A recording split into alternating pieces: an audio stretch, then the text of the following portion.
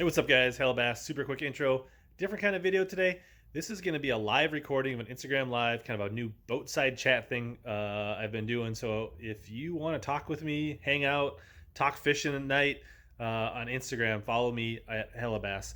But this episode, we talked with Cade Laufenberg, an angler from the La Crosse, Winona area, super stick on the Mississippi River. So it's a little bit long, but if you want some juicy tips on fishing the Mississippi River, rivers in general, and that stretch of the river, definitely tune in and watch this whole thing. I'm also going to have an audio version on my podcast. There'll be some links down in the description and in the first pinned comment below. So tune in, let me know what you think. Might do some more of these, and look for your feedback. Otherwise, sit back and enjoy. Guys, boat, a little bored. Play with some tackle, talk to some people live. Cade, what's up, Cade? Let's see if Cade will chat with me. Don't let me down, Cade. See if anybody wants to chat. Cade probably not like wearing pants or anything. Living his best river life.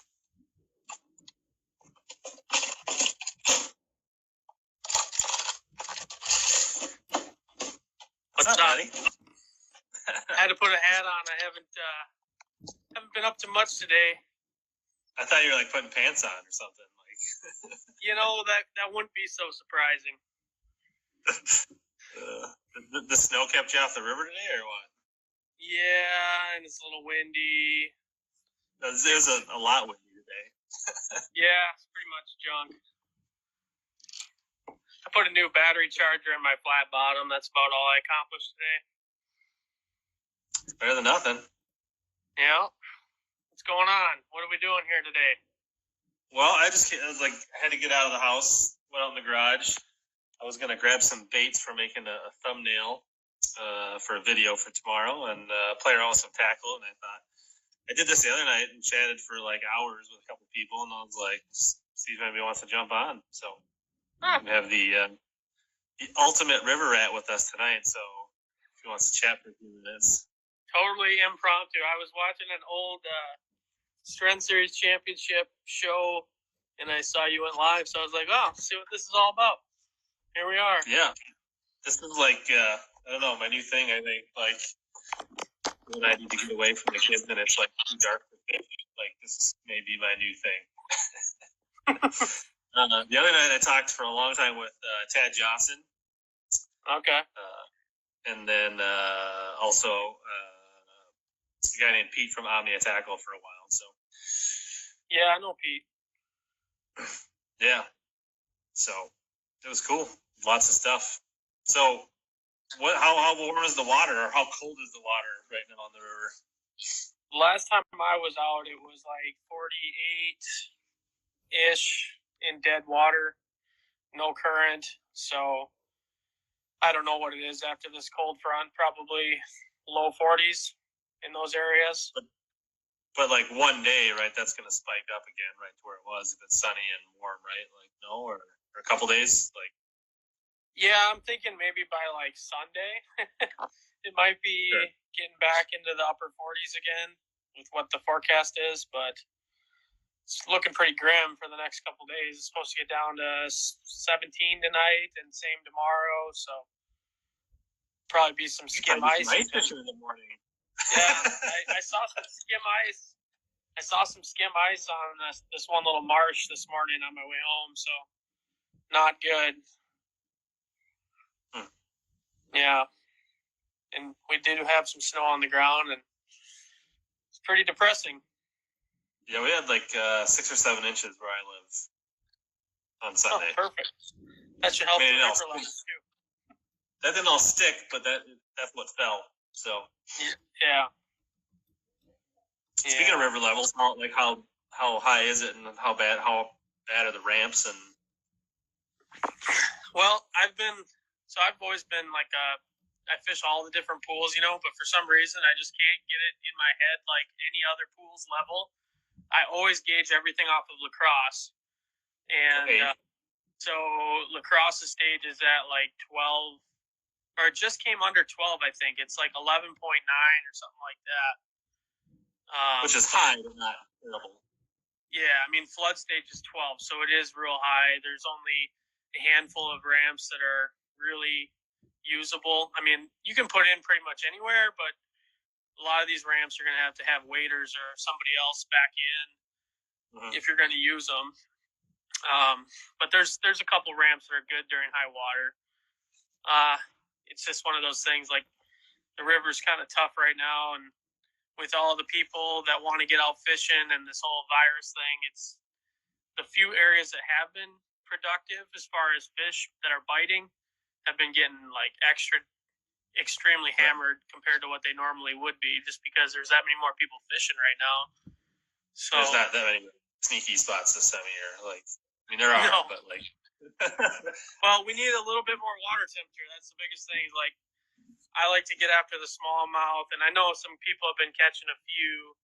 They're starting to show up in a few places, but the big migration hasn't really happened yet from what I've seen. So we need a good week of warming trend to get that moving, and then you can finally start spreading out. You know, like that's what I like to do is go target the smallmouth when they get in the current seams. But right now, it's like all the largemouth are still in kind of the very early spring areas. Like dead current, right? Like, yeah, dead current, like wood. Wood has been really the best thing for me. Laydowns, you know, that are on sunny banks. And they're not up shallow either. Like, if you're going to catch one off a laydown, they seem to be on the ends of a tree in, like, the deepest part of the tree. You know, if it's a tree that overhangs, like, a little ditch or something like that, that's kind of what you need. So, it's just not quite right yet. And then you catch like 4 big ones off the same tree ones, right? Yeah, that happened to me once, like 2 weeks ago. But that was in one of those areas. There was like 20 boats in there, just a little tiny slough that a lot of locals know. And I got lucky. I think I was on the right rotation because all the people had worked their way to the very back of this slough, and I came in later, and I stayed in the front part where they probably fished like 2 hours earlier. So I was catching new fish that I just pulled in that everybody else had already gone past. So somebody just asked if this is any good on the river, and I say yes. Do you agree? Yes, I agree. I like to fish on like a swing head. Yeah.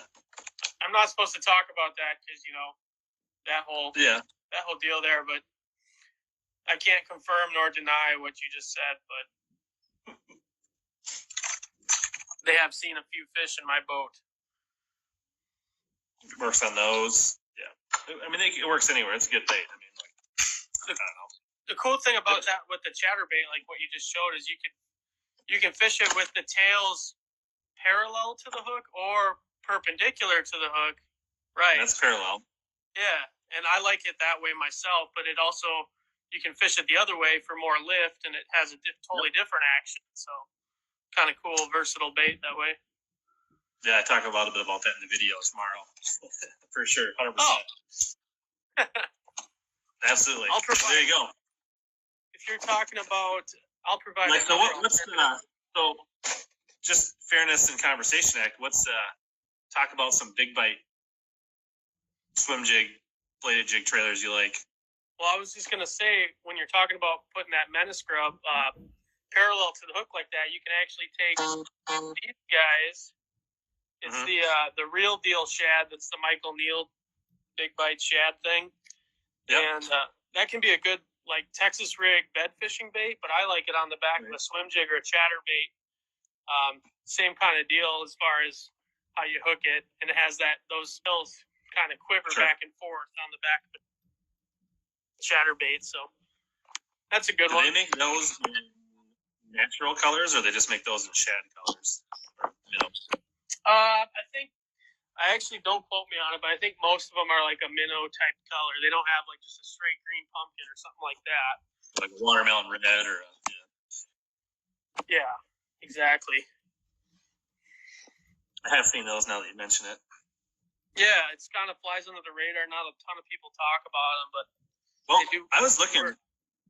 at Big Bite today, and they have a surprisingly small selection at Tackle Warehouse for what they actually produce. Yeah, they really do make a ton of different baits. Which is, but like Warehouse carries like 6 things from them, which I thought was weird. Yeah, and they got like every kind of finesse worm that you could imagine under the sun. Plus, they make lizards.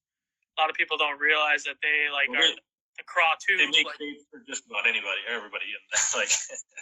Yeah, and like parent company pours baits for like more bait companies than you would know. Right. I forgot the name of it too. That D&M or GGM or GGM or something. Yeah, like all those baits that like Christofferson's bait up there in Alexandria, like that's all the same. It's all coming out of the same factory with Big Bite and all that. They do Gander Mountain and Cabela's and all that stuff too. So Big Bite's definitely store brand, but there's also other brands that they do. I think that most people don't know as well. So. Yeah, they definitely know how to make quality plastics. Mm-hmm. Have you seen any glimpses of the BFE that Hallman's working on? I did, yeah. It's kind of like a hybrid, like craw tooth looking, beaver looking thing. Yeah. Definitely interesting. Looks good. I'll have to try it out. It'd be nice for flipping into the mats, like those old slimy mats that show up in harbors. You could like punch through those. Oh yeah. Yeah, the good old days there, man. I've not been able to duplicate that success with that punching fish you caught there in a long time. No. But I've fished a few. I've caught fish back there, but I've never caught them that way. Yeah, I went with Kevin Rue one time there in the fall, like two falls ago, and we had just an epic day. We had like 22 and a half, almost 23 pounds for 5 fish. And I caught my river personal best largie out of there, a little over 6 1/4. So we're still living in there. But yeah, I definitely caught several fish back in that area in that semi-tournament that I didn't quite close the deal on. Yeah. Good old Randy, my buddy. Old Randy, yeah, he sandbagged that one too, huh? Made it seem like he didn't have him very good, but he got him. Classic. I love those guys. Yeah, I can't sandbag for the life of me. It's impossible. Like if I catch a good bag of fish, like I will just come into weigh-in just completely glowing. There's no way I can possibly hide that I did well because I'm so excited. My idea of sandbagging is saying I have 16 and a half when I have 17. Yeah, exactly, right? Yeah, I usually just tell exactly what my Rapala scale says because it's always lighter than what the regular scale says, so I know I'm never going to get myself in trouble. So it works pretty well that way. No one likes to be that guy that's like, oh yeah, I got 18 pounds, and then you weigh 15, you look like a Guggen. Yeah. You fishing the TBF this year? I don't know. I haven't even seen what the schedule is. I'll probably get called a jackpotter if I don't, but that's okay because I've really only fished the TBFs the last 2 years when they came to lacrosse and stuff, and that was really cool. And I definitely, if they have another one on the river, I'll probably jump in it again. And whatever happens, happens. I mean, but my tournament season right now, I'm just trying to figure out when it's going to start with this whole COVID-19 thing. I did sign up for a head-to-head fishing in lacrosse in July. Kind of spur of the moment. I didn't even know about it, and someone tipped me off about it. Like, hey, registration opens tomorrow. You got $500? And I was like, I don't know. So I kind of had to make a decision because it was filling up fast. So I jumped in that. Should be good. That looks fun. I haven't looked into them too much, but yeah, it's kind of scary because I mean, it's only first and second place gets paid out. So if you have a bad first day, you don't know who you're going to be up against. And if you have a bad first day, you're eliminated. $500 down the drain. So it can certainly happen to anybody. Absolutely. But is that really any different than any tournament? I mean, think about it. Like, I mean, other than it's $500, but The only It's a thing I little think higher. about is like, what if I have a super awesome day and I would have catched a good check in any BFL or whatever, but the guy I'm up against just has a slightly super awesomer day, and I get eliminated. Because you're bracketed, you could literally be the second best bag all day, but if you're paced against the guy with the first bag, you're out. Yeah, exactly. That's why it's like more scary because like in a regular normal tournament, at least you have the prospect of, well, I can still cash a check, you know. Right. But I don't know. It'll be interesting. My main focus this year, though, is fishing the BFLs. I'm actually fishing the Illini division. That sounds sick. Yeah, I'm trying to qualify for the lacrosse regional. That's my goal there because that could be a really big deal. I'd have a good chance to do well at that one, I think, in October. So sure. Putting all my eggs in that basket, trying to qualify for that. And if it happens, it happens. If it doesn't, it doesn't. But I mean, you just got to go down and catch a fish in four or five derbies, and it's not right to make the regional probably. Yeah, I think so. But that's the thing is, you know, with how tough those fisheries are, it would be real easy to go down there at zero and really just have a hard time. But you fished some of them, right? I've never fished any of the tournament waters for the BFLs. I only fished Carlisle Lake and Kincaid Lake, and I've been on like Clinton Lake and Lake of Egypt and Lake Newton, some of those power plant lakes, but I've never fished Shelbyville and Rend. And we're actually going to be on the Ohio River too in September. September, so you know that late summer bite on the Ohio River really picks up. They're really going to be smashing, you know. I'm super stoked for it. So, Dylan Duffy, are you talking about Pokegama? Is that where you were in the back of my boat? You just asked the question. I'm just trying to remember somebody that fished with me. Yeah, I saw that question. I think he's talking about Pokegama 2 years ago. Not sure. When he says you destroyed the docks, does that mean you were smoking the dock with your trolling motor, or were you just catching them? What's up, Jacob? I caught a few fish on docks that day, I think, if I'm remembering correctly. We fished a lot of them, but I didn't get that many fish off of them. I caught most of my fish on a jig worm, maybe one on a plopper, and then right at the end of the day, it went down on flipping foil on a place that I had as a jig, like an outside like jig worm drop shot spot, and they weren't biting. So on a whim, I just went up and just started dropping a beaver and it just like popped like 3 or 4 good fish. Bang, bang, bang.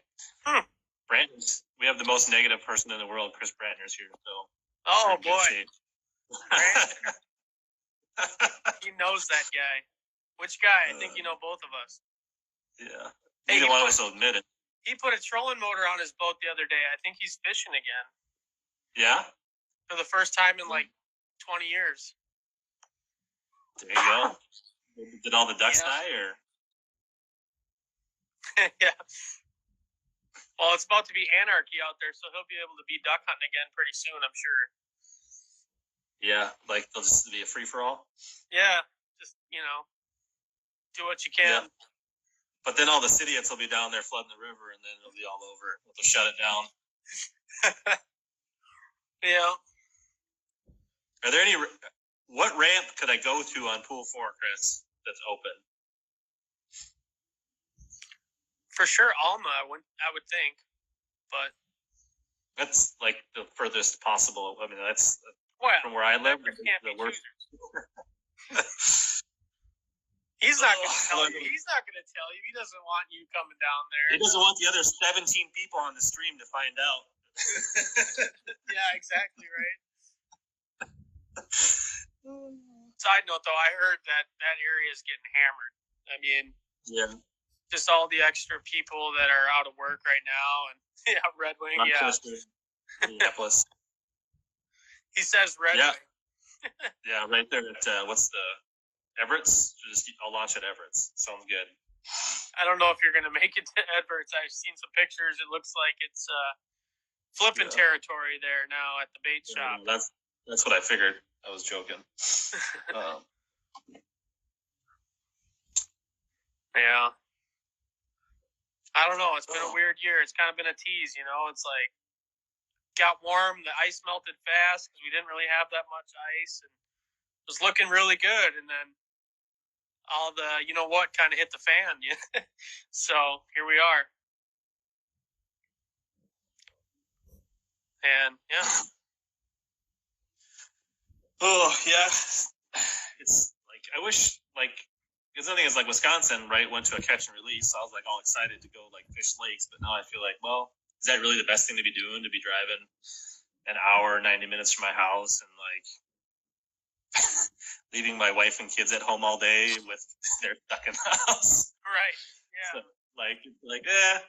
kind of took the excitement out of like going hitting a bunch of lakes in Wisconsin I'd never been to. So yeah, and there's not like a ton of really, really prestigious Wisconsin lakes like real close to the Minnesota border, you know. It's like especially where I live, there's not hardly anything. And some of the good up north lakes still have ice on them, so that kind of takes that out of the way too. So and you don't really want to be like scheduling weekend overnight trips at this point. So yeah. You mean you don't want to go stay at a Motel 6 right now for $40 a night anywhere? I mean, I probably would just sleep in the back of my truck, but there you go. I don't think my wife wouldn't be supportive of that. So yeah, just gotta bring feel it like along. That's setting the best example.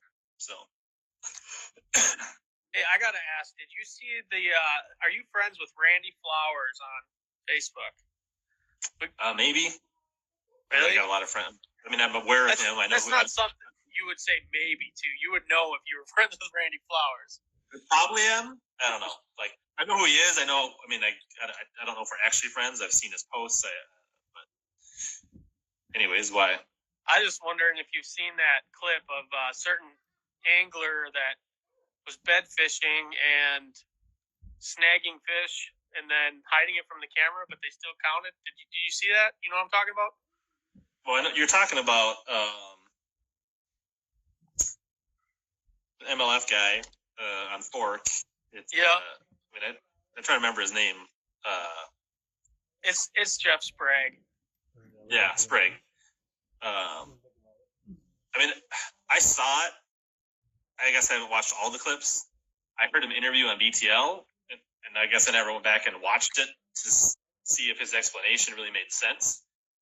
So I didn't really think that much of it. I was hoping you had an opinion. I wanted to stir the pot and open a can of worms here tonight. I mean, my opinion is that I guess I don't feel like the judges are knowingly looking the other way. I hope that they are paying that enough attention to see that.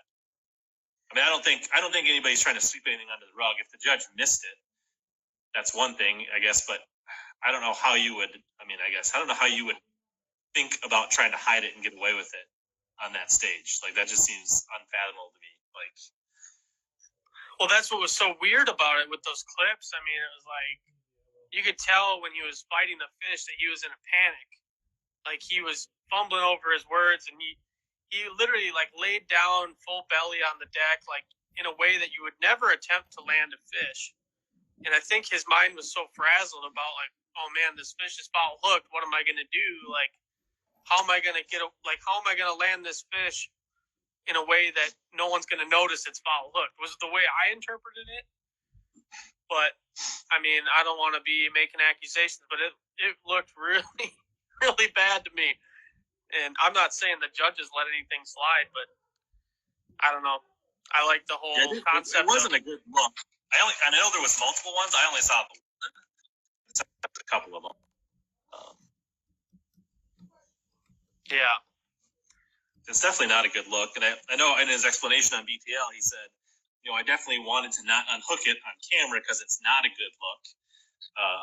But I guess if you're not – I feel like you really in that circumstance, if that was me, if I was talented enough to be fishing at that level and on that stage, I would have sure explained it in full detail. Like it was hooked. I unhooked it. I wasn't bed fishing. Like I would have, you know what I mean? Like if you're in that position, to me, you would be like wide open. Like, right. Otherwise, it leads to this stuff, and whether it was intentional or not, it puts a bad light on it if you're not fully transparent about it. Right. Yeah, it's just crazy to me. I don't know. I feel like growing up, I've always, in tournaments that I've fished and in tournaments that I've watched, if you're sight fishing or if you're even remotely close to sight fishing, it's always customary and even in the rules to show your partner or the person that's judging or whatever, you got to show them that hook is in the mouth. So to actually blatantly keep it away from you and then unhook it, that to me is a fish that shouldn't be able to go in your live well or on the score tracker or whatever it is, because you did not do that qualifying step, So, and I guess I don't want to take you down a rabbit hole, but no, I guess to me, on my mind. and I'm like, MLF, they have the advantage of literally, if they showed those clips on Facebook or YouTube or whatever later, right?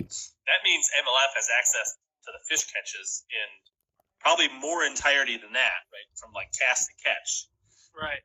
And then they can review that specific catch, and then they could throw that fish out. They could, they could have individual fish penalties, or they wouldn't necessarily have to disqualify them for a whole day or a whole tournament. They could literally just throw away those catches if they felt there was anything wrong with them. So,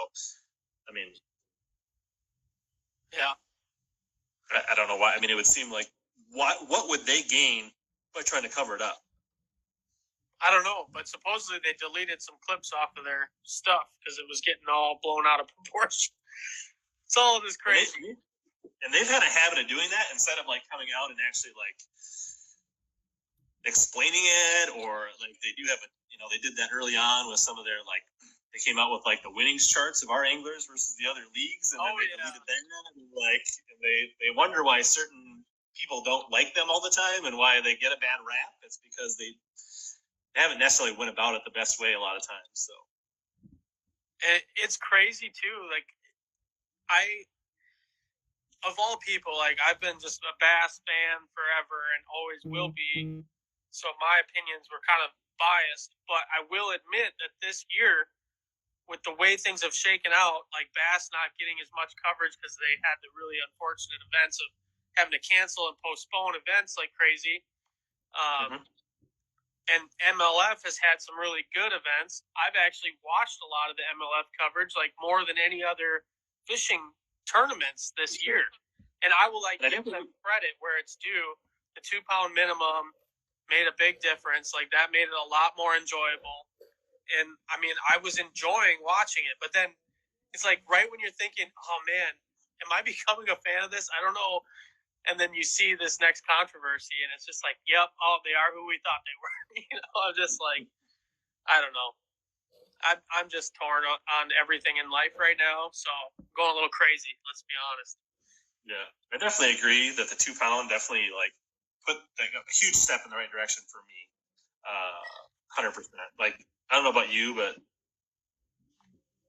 watching Edwin Evers catch 70 barely scoreable and unscoreable bass to win $300,000, that probably would have weighed 8 pounds in a BFL. Yeah. It's just okay, yeah, I would have maybe rolled in there and I would have caught some. I would have filled the box, and then maybe I would have caught another limit, and I would have realized I was only gaining an ounce at a time. I would have blown out of there, right? And it's as a guy who fishes tournaments on those pools, it's just that's just. And then the same thing Winnebago last year was that's great. Yeah, you're plucking 13 inches off docks. Congratulations, but right. It was heartbreaking to me. Being a river rat and hoping to see some cool things happen, it hurt to watch. And the funniest thing about that whole deal was I had a team tournament that same week, and it was real weird. I felt kind of bad at times. You watch these TV shows on Guntersville, and there's a tournament going on, a Bassmaster Elite Series, and then there's a 200 boat local team tournament the same week, and you're just why would they schedule that tournament at the same time as the Elite Series? And then here I am fishing a team tournament during the Red Crest event. But I will say, it was weird because they had their little Red Crest tent thing down by our weigh-in site, and no one really cared. Like, everyone was interested There's more in people the watching tournament. the local league than. Yeah, it was up, Brandon? weird. I mean, it was a championship Sunday, so that was the day that Edwin won $300,000, and we watched those guys. Like, they had their little boat yard in the parking lot, like right by where we were putting in for the Bites 95 tournament. We watched them all go up there. Like, they came and got their boats out of the boat yard, and then they went up to Lake Onalaska to go win their $300,000. And we're just like, oh, whatever. We've got a team tournament today. Like, it was just the weirdest thing. Like, could you imagine doing that during a Was it a Bites Classic? 95, or what kind of big money were we fishing for? Yeah, it was a Bites 95, just a, $2,000 for first place kind of deal. But you just imagine if you did that during the Bassmaster Classic. You know what I'm saying? Like, it would never happen. That's all my point is. It just, yeah, it was kind of just weird. It probably wasn't even on their radar that the Red Crest was happening when they scheduled their tournaments. No, definitely was not. I don't know if it was even on MLF's radar that the Red Crest was happening in lacrosse when those schedules were coming out. So, just a bizarre time, but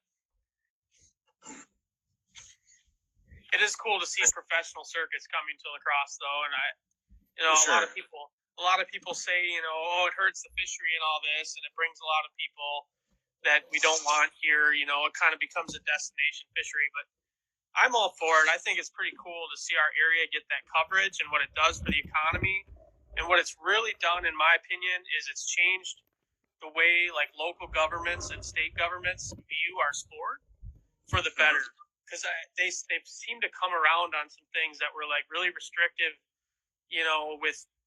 with the culling thing, for example. Like we saw a lot of movement on that around the same time that the pro tournaments started coming here more frequently. So to me, that's a win. And a lot of the other changes that have come out of it and some of the improvements to facilities and stuff have been really worth the exposure that we've gotten that some would claim is negative. So, but yeah. No, the only people that would think it negative will be Chris Brantner and people like him who don't want anybody fishing in their ponds. Oh, don't pick on Chris. He's quarantined up there in Pepin. What do you think there is to do there? The winery's closed. Yep. Poor Chris. I saw Brandon Carr dropped in here for a second. I don't know if you saw that. I did see that.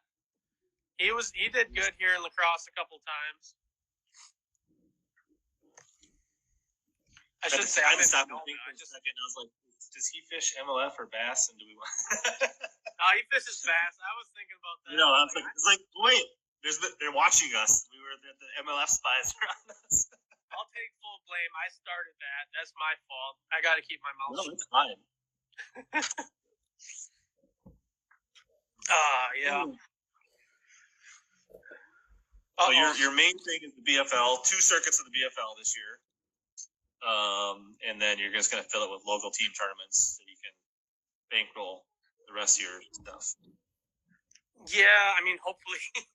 You never know. I mean, the weird thing about having such like hard winters up north like this is it's like a total reset on your fishing. You know what I mean? Yeah.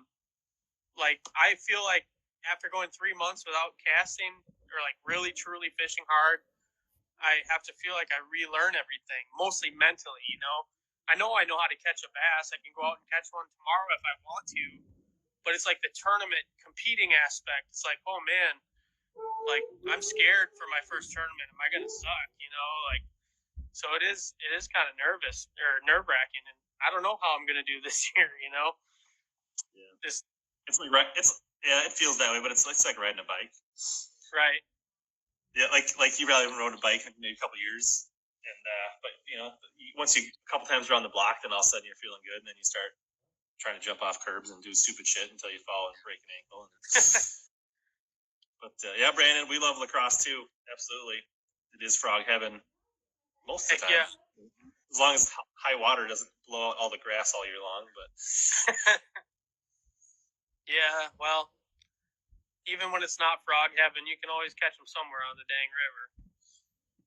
Oh yeah, for sure. It's I wish I had more time to fish down there and hopefully in a couple years, my home life allows me to get after him, and I'll get back and I'll start rubbing rails with Cade on a full season of the VFL. So yeah, we still got to do that YouTube collaboration. Well, that's like I was all excited. I was going to be like knocking on your inbox to come down there, and I was like, well, it seems really inappropriate right at this moment to like be driving down there and fishing with other people's boats in close proximity. You know what I mean? Like it's just like yeah, and honestly, I'm taking it kind of seriously. Like I haven't hung out with anybody. Like I haven't even seen my parents or anything, and going to work even is kind of terrifying. So I'd rather not get this virus. I have asthma, and I don't know. I doubt I would die, but you never know. What if I do? So I've been fishing a couple times, and it's always been by myself or with my kids, and like I haven't like I go to the store like once a week maybe. Fill my tank. When I got gas, I filled the boat and the truck. So like fishing the little lakes around here, like I can go 10 times without like having to stop and get gas again. And Lord knows I have enough tackle. I don't need to go anywhere to buy bait. So yeah, I mean I've been trying to like really do the best, and that's why I haven't been driving to Wisconsin, because like if you drive to Wisconsin, you're gonna have to get gas, and then like I also feel like if the more you drive and the more you travel, the more likely you're gonna like. I mean, this shit happens when you tow a bass boat, right? Like bearings and wheels, and like stuff's not gonna be open if you like, you know what I mean? Like it's hard enough to find a place when you're on a fishing trip to like fix something. Well, now with the quarantine and all that stuff, I mean, so it's just, to me, it's not worth it at this point. So. Plus, with all the extra people that are doing that, driving over and stuff, I mean, it's just a matter of time for our state. Yeah, absolutely. If there's just like Wisconsin sees Minnesota plates all over the place, and the ramps are full, and like I have the biggest fear is that like if we have a peak of nice weather, that Tonka and Prior Lake and all these lakes they're gonna be partying on the frickin' sandbars, and it's gonna be like game over. Yeah, exactly. That's kind of what was going on the river here too. Right when this stuff was really starting to hit the fan was like the peak of the walleye and perch fishing, and so guys were fishing on shore all around the dams and on the walls of the dams, and they were social distancing at all. And luckily, the dams themselves put caution tape up and mandated that people can't fish off the walls anymore. But I was real worried that, like, man, this is going to get to the state and they're going to shut this stuff down, like, because people just aren't listening to what needs to happen. So I don't know if they take away fishing like they did in Michigan. I don't know what I'm going to do. Yeah, probably still have to go fishing somehow. But I don't know. Dylan says he's a pizza delivery guy, so like that. Do you just like drop them on the like door? Like I guess if I was a pizza delivery. I guess like what sucks because like you want to like hand them their pizza so they can hand you a tip. On the other hand, you'd like just want to put the pizza on and like ring the doorbell and be like, "I'm out." Yeah, no kidding. That is crazy. You just got to wear your buff, Dylan. You just bring that buff up. Just go into full sight fishing mode with the hood and the gloves and the buff and yeah. Heck yeah. I think does Wisconsin have a constitutional right for fishing like Minnesota does? That I do not know. I know what the limit for bass is, the length limit. I know a lot of limits and a lot of regulations, but that much, once you start getting into lawyer talk, you're losing me there. I just saw a post, and I've heard that we do. So it probably makes it a little harder, but doesn't mean they can't shut down boat ramps. Doesn't mean they can't, like... Yeah, that's the biggest thing is the access. And a lot of it will come down to the cities, too. I mean, in La Crosse, there's very few ramps that are not owned by the city in some way, so they'll have the capacity to shut a lot of it down if they choose. And then you're going to just be pushing all the people into the couple ramps that are open, so it just kind of exacerbates the problem. Well, yeah. I don't know. We'll get through it somehow. Nice. So if you get on the river right now, so this weekend, let's say Sunday, you go out. What's 3 baits that I need to be fishing if I go on the river this weekend? Well, I'm probably gonna. I'll probably be out there, and I'm gonna probably live with a jerk bait, like a Ned rig. Like, yeah, it's that bad for me. And like maybe a finesse jig or something, like a jig. like A jig might come into play again. I've been catching a lot of fish on a jig on wood, but I'm just thinking with this real cold that we've just had, it's going to be kind of like a real setback, and the fish are going to be going back into that water temp zone where it's like hard baits and swim baits are more productive than like jigs and Texas rigs. You know what I mean? Right. So they're almost going to fall back to a wintering position. I think they are a little bit. I mean, early next week it should start coming back. Not all the way, but they're gonna slide back part way towards wintering and like. Yeah, and actually, I watched one of your videos like a couple weeks ago, or maybe a week and a half ago. It was like your first day out or whatever, and you were throwing that crappie chatterbait, and you were talking about exactly what I was thinking here, where when the ice goes off, the fish like run shallow, right? You mentioned that in the video. Like as like the bait as fish, the crappies, the bluegills, like you can catch them in like 6 inches of water for like a couple days when it's warm. Yep, and so we've had that. That's happened. Those fish got beat up by everybody and their brother. They could get out in a boat and catch them, and then now we get this epic cold front, and that's going to set them all the way back, to the ledges and stuff. But this is, in my opinion, where we're going to have the best fishing of the spring. It just, we need it to warm up a little bit now, but now they should be set up. When it does warm up to where they start biting again, they'll be set up finally. Because personally, like, I love going super shallow on a nice warm day and catching a great big one on a swim jig in 6 inches of water right after ice out. Like, that's awesome. But you're kind of hunting for singular fish when you're doing that. I like it when they're grouped up on a ledge or a current seam, like a point at the mouth of a spawning bay or something like that. They're going to be on a structure, on a seam, on a eddy, they're going to group up now. That's where they're going to be, and I just don't think they're going to really be very active this weekend because it's going to take some time. But Sunday, Monday, Tuesday, like it's going to start happening again next week, I think. I mean, I'm just looking at the overnight lows especially is what's really going to kill us. I mean, 17 degrees 2 nights in a row. But yeah, then those 50s, it doesn't take long on the river. Like, you can gain 5-6 degree water temperature in one day here because the water's, shallow and turbid. So it'll be all right. But yeah, jerkbait, Ned rig for those smallies if you can find a current seam that they're in. And then probably a swim bait. Those are probably going to be my 3 baits I'll be throwing this weekend. Nice. Sounds crazy, but I'm going for smallies this weekend. That's going to be my main target. I'd like to say a lipless crankbait, but I think the water temperature is still going to have to warm up just a little bit more for that. Yeah, like upper 40s, right? Typically. Yeah, even a little warmer. I prefer like 51, 52. Preferably 50.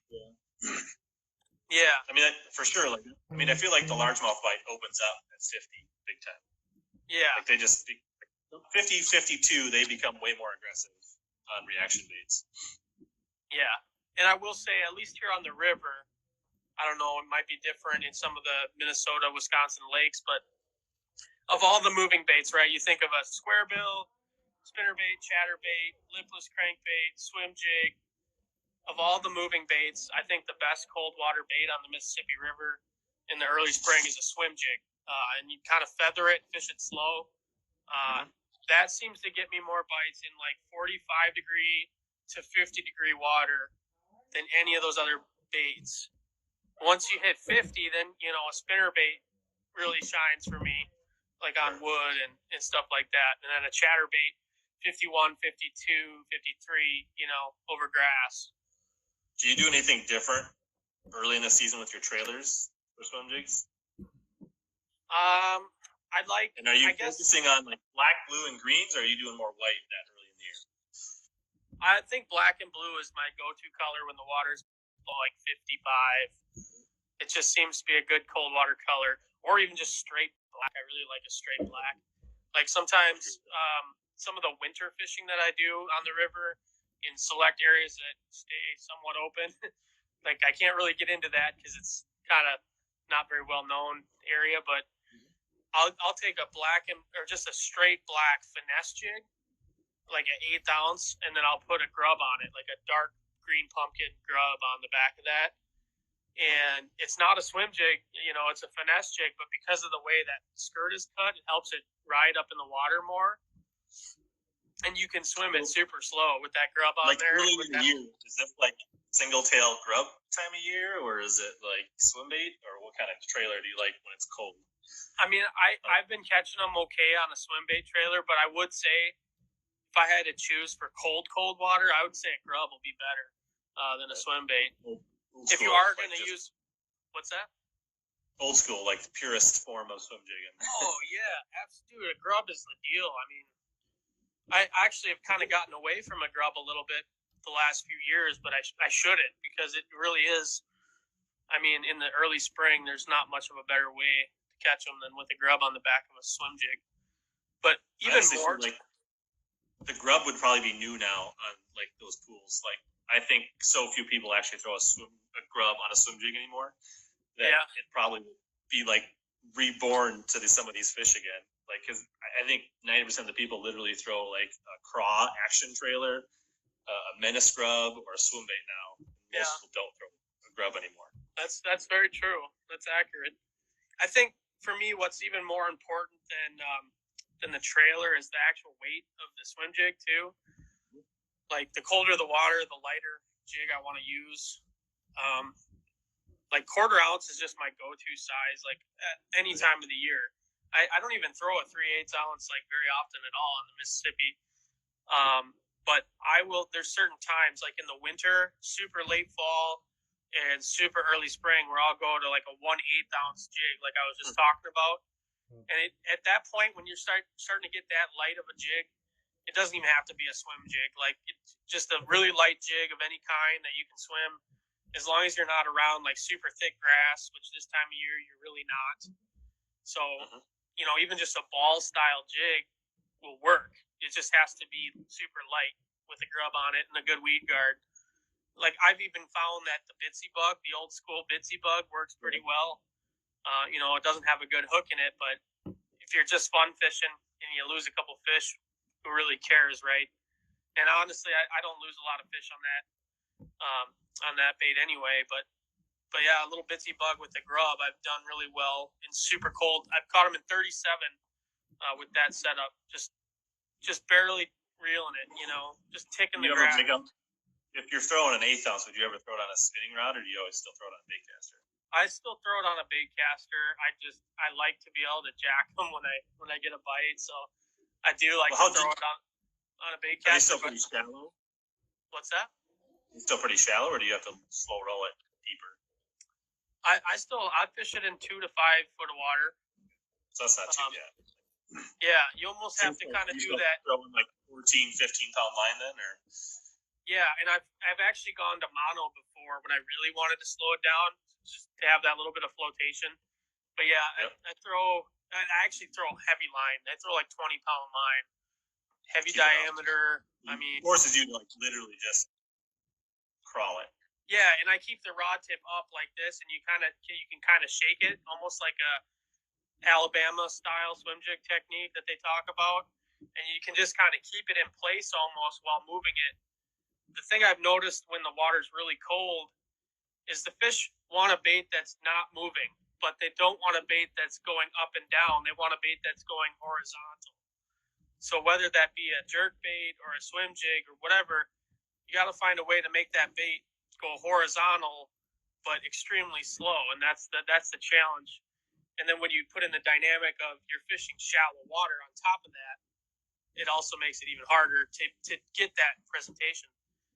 So that was my solution, was that really light swim jig, heavy line, mono, but a limber enough rod that I can still cast with a bait caster with that light jig setup. Right. So a little bit lighter rod than normal, like summertime swim jigging. Well, I actually use the same rod all Okay. year long, but I just outfit it a little differently. But it's a 7.1 medium heavy Daiwa, but it's actually a 7.2. But it's basically like a square bill crankbait rod. Most people would probably use it for square billing. But I like fishing light wire swim jig hooks, and fluorocarbon. That's my deal. I don't mess with the braid. So yeah, I've always used a lighter rod for swim jigs. But I'm no Tom Monsoor swim jig by any means, but I do throw one quite a bit. Yeah.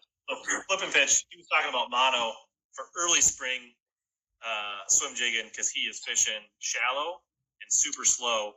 So he wants that bait to stay up and be able to fish it horizontally as slow as possible. But normally, 90% of the year you're throwing fluorocarbon, except for the early spring, super slow light, right? Yeah, exactly. I mean, that's really super technique specific. What was that? Yeah, I do the same thing occasionally, like with square bills, lipless cranks, spinner baits. If I'm fishing super shallow grass and I'm trying to keep it like if you only got like this much water above the grass or something, and you want to keep I will. That's about the only time I'll use mono. Or if you go down, well, you see it on the river too, but any place where you have shad in the fall, when you have that ultra shallow bite, when they're pushing shad, like I'm sure when you go down and fish Kentucky regionals and stuff like that, that's the only other time I would fish mono on something, is to keep it. You're trying to keep the bait. You need to. You just need. You want the extra flotation from the line, and it's situational, but that's about it. Yeah, exactly. Yeah. Sometimes a Carolina rig leader I'll throw mono, but that's interesting. I'm the most basic Carolina rig person ever. I don't even use a bead. I just cut my main line that I'm already using, make a leader, and I use a lead weight. I mean, I can tie a whole new Carolina rig in 30 seconds. Super basic river rat stuff. Yeah, I definitely do that. I play around with a mono leader at times, just trying to get. I mean, I know you're not getting a lot of lift. I mean, if you've ever really watched a Carolina rig in the water, it's negligible. I mean, the difference is very small, fluorocarbon versus mono. But sometimes, I don't know, I'll do that. And sometimes, I mean, I oftentimes will do what you're talking about and just use 17-17 or 20-20. But a lot of times I will go down one size on my leader, more so that if I do hang it by the hook, I want it to break at the hook and not at the other knot. So that's the main reason. Yeah. And I'm a snob, and I tend to throw tungsten more, so that's the reason to not lose the weight and hopefully just lose the hook. I will use the lead weight down in the river a little more often, but sometimes I still like a tungsten. It depends on what I'm fishing too. If I'm throwing a Carolina rig over wind dams and stuff like that, I'm going to throw a lead. But if I'm mostly fishing sand drops and things like that, I'm going to throw a tungsten. That's crazy. I will never put a tungsten weight on a Carolina rig because I'm just too broke. So you're right. You are a snob. But if you saw how many Carolina rigs I broke off, in a tournament day, you would probably crap your pants. I mean, because a lot of these smallmouth that I fish for are close to wood. They're on sand, but there's a lot of wood around too. So, I mean, you're getting snagged a lot. And when you get snagged with a Carolina rig, there's no going back. It's almost impossible to get it off. And that's the main reason I always downsize my leader, so that 90% of the time the hook's going to break off and not the weight. Yeah. That's a good point. What I do, I tie a whole bunch of them. It's grass and mud up here, so it's not an issue. So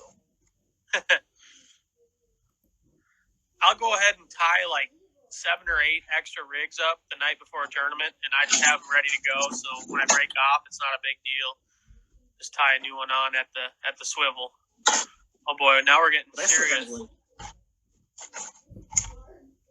I rated Gander Mountain. It's 70-80% off years ago. So I've got. I mean, they don't even make this stuff anymore, but I still got it. Just bins of it. That doesn't account all the Bass Tech tungsten I have. Unreal. You're like hoarding toilet paper, only tungsten over there. We got some questions we got to answer, I think, here. Is it jig or T-roof for you guys this time of year, and why? Jig most of the time this time of year. I guess whether it's lake or rivers, I'm definitely going to gravitate towards a jig, whether I'm flipping it or slow rolling it or swimming it. I don't know about you. Yeah, I'm definitely – I like a jig as often as I can get away with it for so many reasons. I feel like I get a bigger bite on a jig, but also from an efficiency standpoint, like 100%. When you're catching a lot of bass, like it's so much nicer to be throwing a jig when you don't have to constantly be putting on a new plastic. Like the other day I was fishing, I broke a jig off, and I had a Texas rig rigged up, so I started flipping with that, and I caught a couple fish, and then my bait ripped up, so I had to put a new one on, and I found myself being super annoyed. I was like, man, I wish I had that jig still tied on. You know, it's 100%. Like, yeah, I will always try the jig first, unless the cover is so slimy, weedy that it becomes counterproductive the other way from efficiency, where you're picking slime or you're picking grass or you're like not getting good presentations. That a Texas rig gives you a better presentation, or for lighter presentations, like, you know, when the tough, like it's tough, you know, like flipping a baby brush hog or flipping a tube is going to get you more bites than a jig, and sometimes it just gets tough. So those are the two situations that I'm going to go to a Texas rig, but otherwise I'm like always going to try to show them the jig first because it's more efficient and it gets a bigger bite. You may sacrifice a few bites, but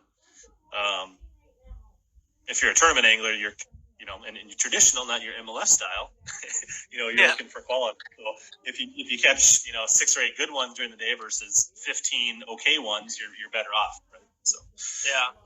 I also feel like there's a temperature range with a jig and a Texas rig too. Like when the water temperature is like below 55 degrees, a jig seems to be a profile that they want.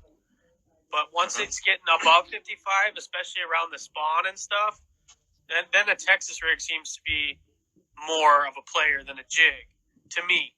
It seems like a little more subtle entry, a subtle approach when they're getting close to spawning or actually spawning.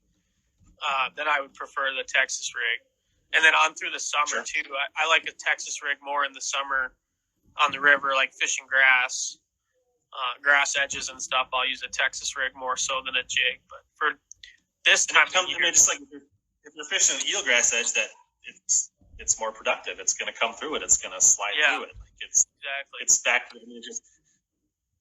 It doesn't grab as much current. If you're fishing in heavier current, you don't need as heavy a weight. You can get kind of a quicker, like, and you get more, like, it's a different action, and you can get that different reaction bite sometimes flipping a Texas rig with different swimming appendages and things that will get a different absolutely. There's something that feels right about certain water temperatures and certain times of the year, and it kind of comes with experience for sure. But I guess if I was flipping wood in the summer, I'd still think about a jig. Oh yeah, definitely. Even if it was warm. So I think a lot of it has to do. Part of it's temperature, and part of it's what those fish are doing in that time of year. The presentation also drives it. Because like you're spawning, you're typically either, you know, fishing around something. It's kind of, or you're dragging it, and so it's just a different type of thing. Well, yeah, and it depends on the kind of cover you're fishing for sure. Like on the river, if I'm flipping a cut bank, like I'm throwing a jig because I'm trying to get a big bite, and I know they're going to eat a jig on a cut bank at any time of the year. But like you said, I mean, if you're fishing a weed line, then you're going to want to use the Texas rig. But if I'm fishing rocks, I'm going back to the jig again because the jig's going to come through that rock a lot better than a little lightweight Texas rig getting pinned down in the rocks. So it just depends on cover and water temperature. And like you said, too, just that feeling that you get, what feels right, is also a big factor. You can't really describe it, but a lot of times you're just like, yeah, this feels what I need to be doing right now. And most of the time when you have that feeling, it is the right thing to do. That gut feeling. Blair wants to know how you guys approach sandbar breaks. I'll tell you how I do it, which is probably not as good as Cade does it based on tournament results. But I guess there's a couple things. Obviously, a topwater can be really good. We only got 30 seconds left. Do you want to hang on and restart this, or you got to go? I don't care. We can restart it. All right. I'm going to end it. We only got 20 seconds left, and we'll come back and we'll tackle Blair's sandbar breaks question. All right. All right. I'm gonna get Everybody tune in. We'll be back in like 1 minute. What's up? Ready for part 2? Nobody's here yet. What's up? Clayton? Ike? Chris is back. He wants to know all Cade's river secrets. Bass Utopia. What's up, Bass Utopia? Cade's here. All right. Long time no chat. Yeah. I gotta open this freaking water bottle, but I thought you were going to grab a beer, not a water. Nah. All right, where were we? Where we're talking about I'm too lazy to go to the liquor store, so I'm kind of out. So we were gonna. I don't know if was it Blair's back yet, but he wanted to know how to approach sandbar breaks. I feel like my dogs are getting restless. I might have to dive out. But, there he is. He's back. He's back. All right. So, I guess the time that I typically fish sandbar breaks on the river is, I know there's multiple times of the year, but the times I've been most successful is early fall, kind of that September, October time frame. And obviously, there's other times that it works as well. I mean, I really like a topwater when they'll go for it. There's usually a window for that. I mean, slow roll and swim jigs can be good. I know you guys like rattle traps and lipless crankbaits a lot. I've had minimal success doing that, but I know it's really popular. And then I don't know, tubes and Carolina rigs are the other things that I like quite a bit on sand breaks. And to me, there's always typically a sweet spot on a sand break, whether it's shell, something different with the current, patch of grass, something, right? So it's no different than like a weed line. You know, there's a spot on a spot typically, and it may be a couple spots on it, and then fish are going to move around, but they're mainly there for bait, and to push bait against that sand break. So if you think about it that way, you usually want to be, most of them, I would say you're going to want to be off the deeper water and kind of up. And that's not always the case. Some of them, depends how shallow they are on top, right? I mean, you could definitely fish them uphill potentially. But a lot of them are pretty shallow on top. So a lot of times I find myself quartering off of it, trying to hit that sweet spot and kind of repeat that cast. But now tell them how to really do it, Cade. Well, this is a soft topic, or like a little bit of a tough topic to talk about because I don't want to give away all my secrets. But we can talk about the general like best practices without getting into like. I know. We'll save it for the premium session next time, where the people can, make donations for you. Right. Yeah, that's right. Well, we'll start by saying that sand is a very important thing on the Mississippi River, and many times a year. But like you said, like you touched on, fall is a big time factor. A lot of fish are using sandbars. If you look at a map or Google Earth and see where the sandbars are, it's always at places where current is running into an area with less current. So that's important because these fish are coming out of these backwaters that have less current, and they're trying to get back into the flow because they're migrating towards their wintering areas. And what people don't realize is that this migration starts a lot earlier than what you would think. People are thinking, oh, the fish aren't starting to get ready for winter until like September, October. But really, they're starting to think about wintering in the process of getting ready for that starting in early August. On the Mississippi River, we get a shad spawn. I can't pin it down because you can't. It's not like a southern shad spawn where you see the shad everywhere up on the bank flipping around. It's kind of this mythical weird thing that must take place in late May, early June, and you don't even see any shad like anywhere until early August, and they start coming out of nowhere. And around mid to late August, they start to get to be that 2 to 4 inch size, and those shad are migrating to the main channel, and the smallmouth and the largemouths are following them in that migration, and it's all going towards wintering stuff. it takes it, 2-3 months for them to get to that wintering stuff, but everything they do is going towards that. So with that said, those sandbars are kind of the first things that they come to in their path to get back to the current from the backwaters where they spend the summer. And you find these sandbars mostly with your eyes. Like you can see on a day where there's a little ripple on the surface, a little bit of sun, you can see that ripple. That tells you that there's something there in the water with current running over it. And another good way to find them is with your lower unit. If you're going really fast and then all of a sudden you stop. Yeah. That's a good way to find sandbars. GPS that. Call it's a friend. It's much better to find sandbars with your lower unit than it is to find wing dams with your lower unit. Pro tip. Yeah, that's a very good point. You can eat a lot of sand before you need to go to the doctor with the boat. Wing dams, you can only eat one and you're there. But for real, Google Earth is your best friend. You can find a lot of good sand on Google Images. Some of the images are taken in the summer when the water's low and when the water is fairly clear. You can see a lot of this stuff that I'm fishing. But understanding it and how to fish it is a whole different ball game. Like you got to approach it from downstream, and you've got to find like Rich was talking about, the sweet spot, which for me is usually a place in the sand where it turns, or if there's like a double drop. You'll find a lot of places where there's double drop, and it's kind of subtle. It'll drop like this much, and then it'll drop like this much, and that they'll be sitting on that little stair step deal.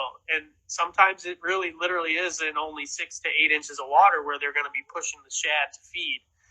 And that's that's like a low light deal. Early morning or heavy cloud cover type of days, you can catch topwater fish on that extreme high spot. But on a sunny day or just a general middle of the day type of deal, those fish are going to be on a little bit deeper part of that drop.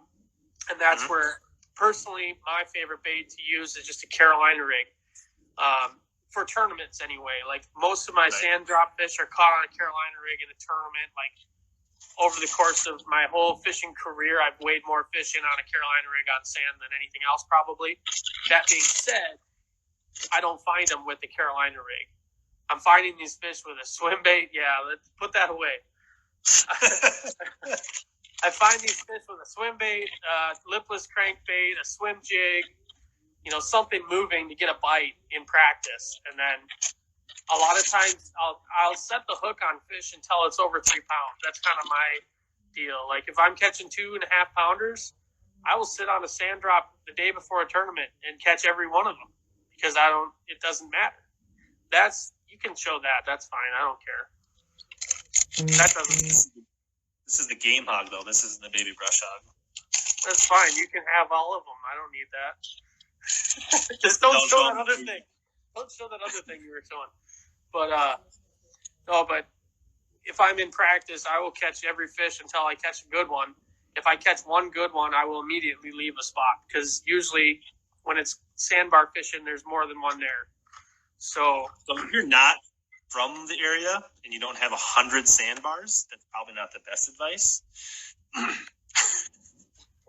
Yeah, definitely. If you're like me and you only have like 4 or 5 sand drops to fish, don't catch 20 out of them in practice. That's true. Well, I mean, it depends. Do you want to win or not? I'm just kidding. But, I mean, I will catch 2.5 pounders because I know to have a tournament winning limit, if you can't weigh one in, that's 2.5 pounds. So I always feel like burning a few of those to see if there's any 3 pounders mixed in. Doesn't really hurt because I don't know. If I know that there's no 3 pounders in that school, a lot of times I won't go there unless I absolutely have to. Yeah, on the flip side, you never know. I mean, like... Yeah. There's been many just times where one day there could be 2 pounders, the next day, and the next day there could be a 4 pounder there. Like you said, it's a migration, so there's fish moving through there all the time. So it kind of depends on how close to the tournament and that kind of stuff too. Because I mean, but obviously, if it's like literally 14 inches, I mean, it all kind of goes right. Like, which is it? Kind of a heavy class? Are they fat fish? Do they look like they're healthy? You know what I mean? Like, you just kind of got to understand the fish you're catching and kind of use your intuition. Does this feel like a spot that's getting better or a spot that's getting worse, right? Like, yeah, that's a very good point for sure. Yeah, I mean, I found that more often than not, when you find like that sweet spot, they are grouped up by size, especially in August, September, October. I mean, that's what I'm typically looking for. Like, I'm looking to set the hook and catch a 3-pounder. Anything that's over 3 pounds, I know that there's a chance that there's like the 4s and 5s on that same area. When I catch a 2-pounder, though, very rarely are there. With a 215, there's never going to be a 4 there. Okay, 215, that's a 3-pounder. That's close enough to 3 that I'm probably going to fish that spot in the tournament. But so you're looking for, like, you don't want that like 15 and a half, 2 1/4 to 2.5 pound river fish. You want that slightly better average fish to show you that potential that could be that better fish there. Yeah, like a 2 3/4 and up, like, is where I'm starting to be like, okay, this has a chance, you know. But of course, what I'm speaking in right here too is like your ideal situation where the river conditions are good. There's a lot of places where the fish are grouped up right now, kind of thing. That's a perfect situation where you can be picky and choosy like that. But then, like you were saying though too, there are times where you don't have that option, like where you're not going to go and burn a bunch of 2.5 pounders because there's not that many spots that are good. And right. I saw that a lot this past fall. Even that semifinal in lacrosse that I was fortunate to win, I had good bags both days, but I did not have very much water. I mean, I was actually at 2 different times in that event, I was very nervous about my prospects of like doing well. Like day 1, I only had 13.5 pounds and I didn't have any other spots to go to. And I went to this one place on a whim that I didn't practice and caught a good one, and it saved my day. But you had a lot of spots where you could catch 10, 12 pounds. Yeah. Like, it was a point steal, or it was like, but, so somebody wants to know, have you ever thrown the Mike Buka bull shad on the river for sand drops? I don't own one. So. Yes, that's definitely something you can do. I've caught some fish on it. I think there's other baits that I like better. But I think part of it is where we live, the bull shad is, well, there's different size bull shads, but our shad it's a different ball game on Pickwick and things like that than it is on the river as far as the size of the shad and what the fish are used to targeting. Not saying you can't catch them on a big bait, but in a tournament situation, I think it's hard to commit to something like a full-size bull shad on the river day in and day out. Yeah, there's some guys that do really, really well on the sand drops doing that. I actually had a lot of success this late August. I was throwing the Sprague BBZ, the 6-inch floater. I was catching some good ones on that. But that was a very pool-specific deal. That was on pool 9. For some reason, I actually custom painted that bait to look like a red horse because it sounds crazy, but I saw some smallmouth that were chasing red horse on the surface, and they were just smashing that thing when I had that deal going. But I could not duplicate it on pool 8 or 7 or 6 or 5A.